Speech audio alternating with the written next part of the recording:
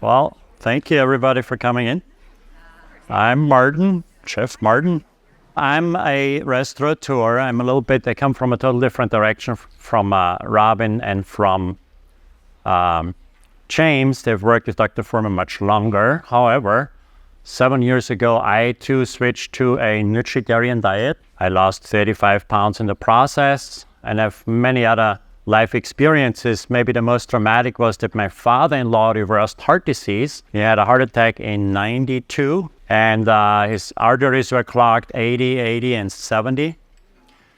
And he went on diet only. He didn't do the triple bypass surgery, okay? But the way this happens is quite interesting because the first week you don't really know, right? The second week, the third month, the second year, you don't know, right? 5 years into it, 10 years into it, like, wow, this actually works, right? Now it's 24 years later or whatever, right? 25 years later, never had a heart attack again. One of the very few people who has done this without triple bypass surgery. His doctor recommended triple. Thank you. That's awesome, right? Today, what I want to do for you is actually salads. And I want to do a home cooking the way I cook at home. Okay, so it's not about fancy, let's use blender this, that, the other thing. No, this is quick and easy. This is like a fast way of cooking, and I'm going to share with you of what I've learned over the years.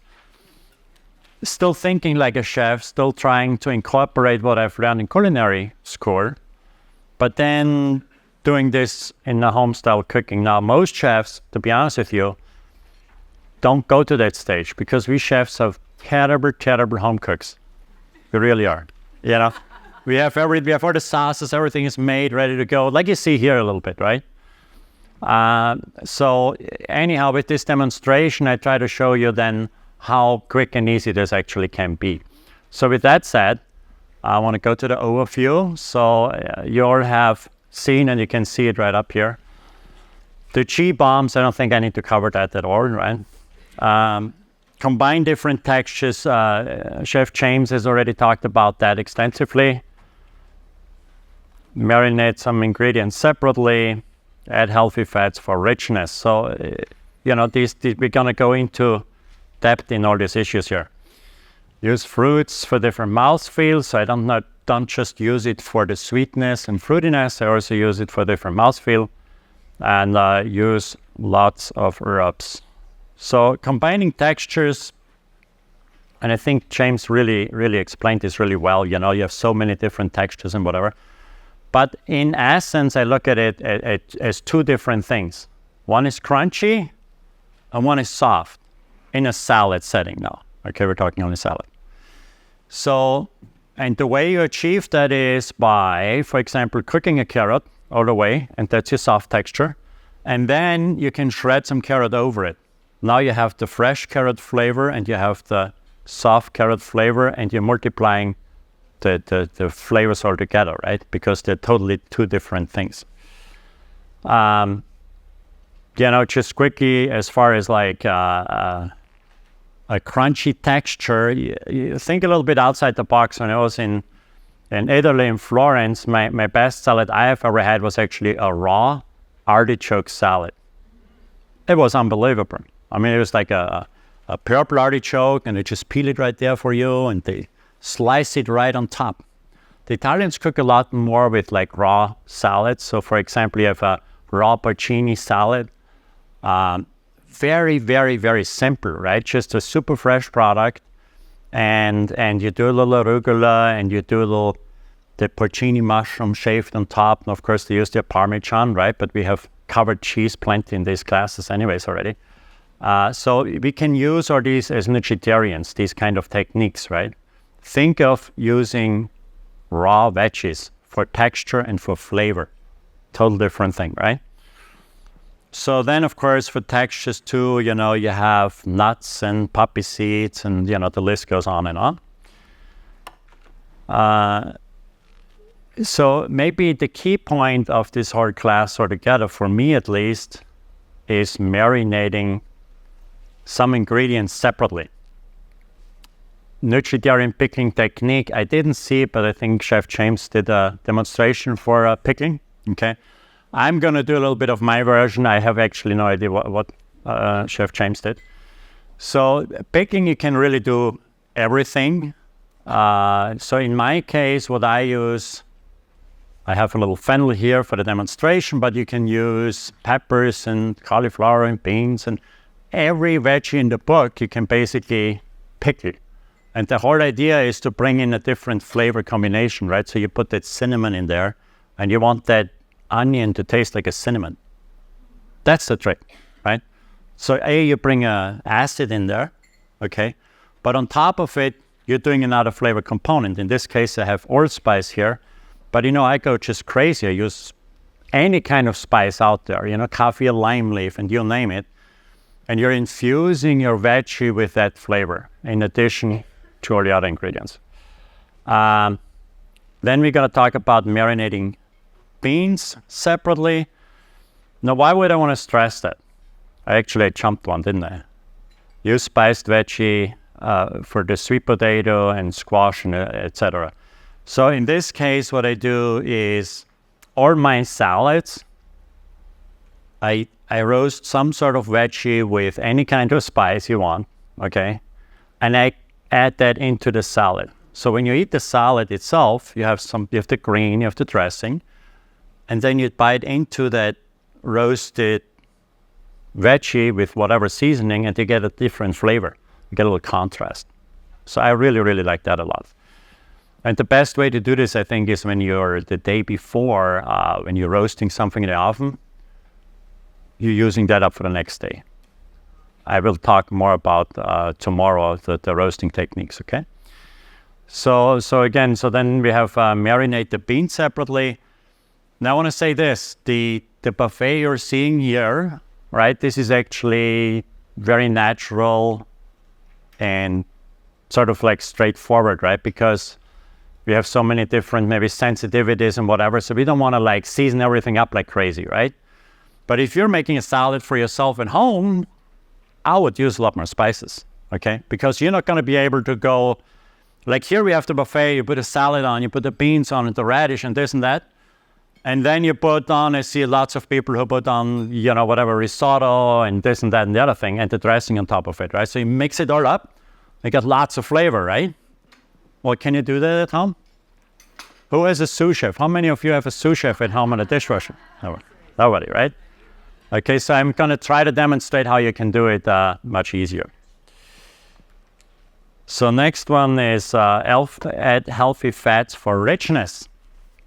We have extensively covered already the nuts, for the health benefits and the minerals and all these things, right? And how they actually open up the fat-soluble vitamin A, D, E, and K, right? And all the phytonutrients and the cancer protection and all this kind of stuff.